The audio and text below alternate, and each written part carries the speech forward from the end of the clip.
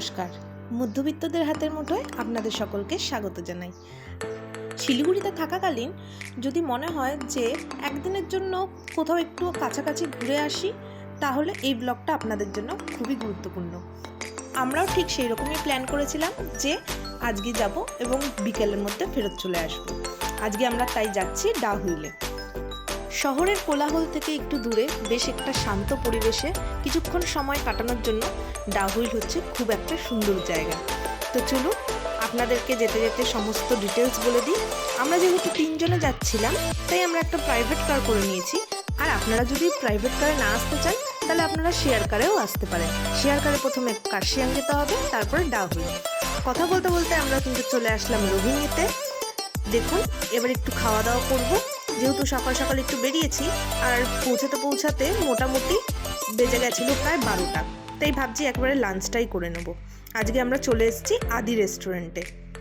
আমরা নিয়েছিলাম রুটি, আলুর তরকারি, ফুলকপি ভাজা আর সাথে অমলেট।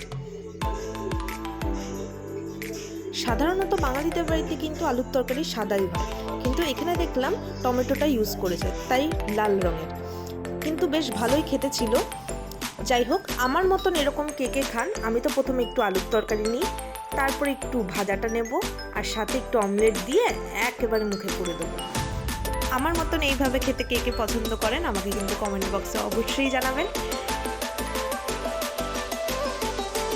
এরপর আমাদের খাওয়া দাওয়া কমপ্লিট করে আমরা বেরিয়ে পড়েছিলাম ডাহুইলের উদ্দেশ্যে। এখানে মূলত দুটো দেখবার জায়গা আছে, একটা হলো পুরো চার্চ আর একটা হচ্ছে ডেথ রোড। যাই হোক, আমরা ওই বন্ধ হয়ে যাওয়া চার্চটাতেই যাচ্ছি।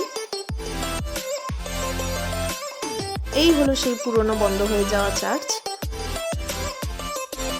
চলুন আপনাদের পুরোটা দেখিয়ে দিই।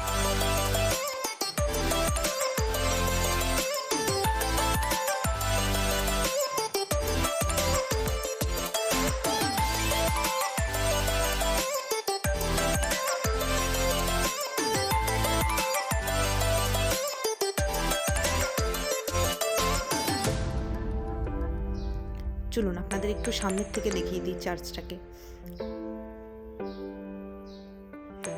চার্চটা কিন্তু বন্ধ রয়েছে, তালা দেওয়া রয়েছে। চার্চটায় কাউকে ঢুকতে দেয় না। এই চার্চের ঠিক উল্টো দিকেই রয়েছে ভিক্টোরিয়া বয়েজ স্কুল। স্কুলটা কিন্তু দেখতে বেশ সুন্দর, বলুন। এই স্কুলটার আবার ঠিক উল্টো দিকেই রয়েছে তাদের প্লেগ্রাউন্ড। ওখানে ভিজিটারদের ঢুকতে দেয় না, তাই আমরা বাইরে থেকেই দেখিয়ে দিচ্ছি। কি সুন্দর অপূর্ব জায়গা না? এরকম সুন্দর প্রকৃতির কোলে যদি স্কুল হয়, তাহলে তো বাচ্চাদের মন এমনিই পড়াশোনাতে থাকবে। এবার আমরা চলে আসলাম ডেথ রোডে। এখানে জানেন তো, প্রথমেই বাইরে লেখা ছিল যে বিকেল 5টার পরে কোনো রকমভাবে এখানে থাকা যাবে না। এখানে সরকার থেকেই নাকি এটা নির্দেশ দেওয়া। যাই হোক, আপনাদের পুরো রোডটা দেখিয়ে দিই। দেখুন, দেখলেই কিরকম গা ছমছমে একটা ব্যাপার না? আর দেখুন, সব গাছগুলোকে দেখলে কেমন জানি রাস সিনেমার কথা মনে পড়ে যাচ্ছে না? এরপরে আমরা ডেথ রোড থেকে সোজা আর একটু ওপরের দিকে চলে আসলাম। এখানে একটা ছোট্ট পার্ক ছিল। এখানেও সেম 5টা অবধি থাকতে দেয়, তারপরে আর থাকতে দেয় না। 10টার সময় খুলে যায়। বাচ্চাদের এই জায়গাটা খুবই ভালো লাগবে। যাই হোক, তারপরে তো আমরা একটু অফবিট লোকেশনে গেছিলাম। সেটা হলো এরকম একটা পাহাড়ের টিলায় চলে এসেছিলাম। সেখান থেকে সমস্ত পাহাড়টাকেই দেখা যায়। দেখুন কি সুন্দর জায়গা না? একদম যেন ফেরত আসতে ইচ্ছা করছিল না। যাই হোক, বাড়িতে ফেরত যেতেই হবে। মনটা একটু খারাপও থাকে ফেরত যাওয়ার সময়। আপনারা যদি এরকম প্রাইভেট কারে করে আসতে চান, তাহলে আপনাদের আমি ফোন নাম্বারটা দিয়ে দিলাম, আপনারা যোগাযোগ করে নেবেন। আর আপনাদের যদি এই ভিডিওটা ভালো লেগে থাকে, তাহলে অবশ্যই আমার চ্যানেলটিকে সাবস্ক্রাইব করুন, লাইক করুন, শেয়ার করুন। সবাই খুব ভালো থাকবেন। দেখা হচ্ছে পরের ভিডিওতে।